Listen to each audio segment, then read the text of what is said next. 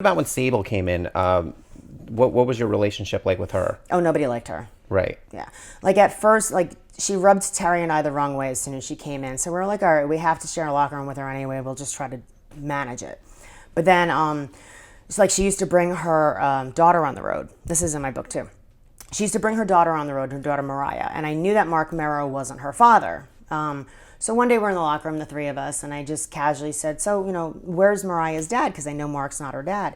And she goes, oh, he died in a car accident when she was just a baby. I was like, oh my God, I'm so sorry to hear that, because they were married. I said, I'm so sorry to hear that, because, your husband and the father of your infant dies in a car accident. I'm so sorry.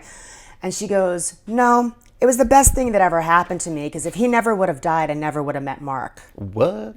And Terry and I looked at each other like, did she just say what we think she said? That she's happy that her husband and her baby daddy died to give her a chance to meet Mark Merrow.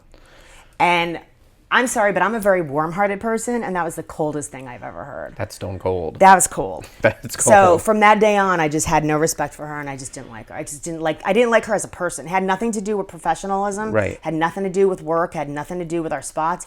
I didn't like her as a person. And how can you like somebody like that as a person? From a strictly creative level, did you at any time feel threatened by her rise?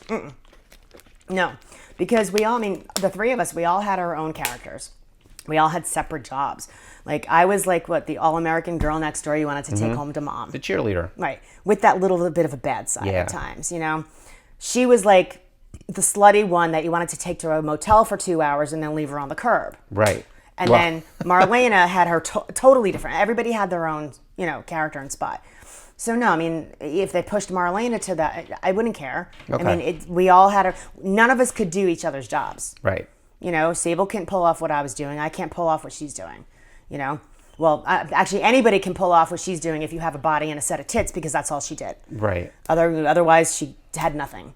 Right. Honestly. Did the business? You've heard her on a microphone, haven't you? I have heard her on a microphone.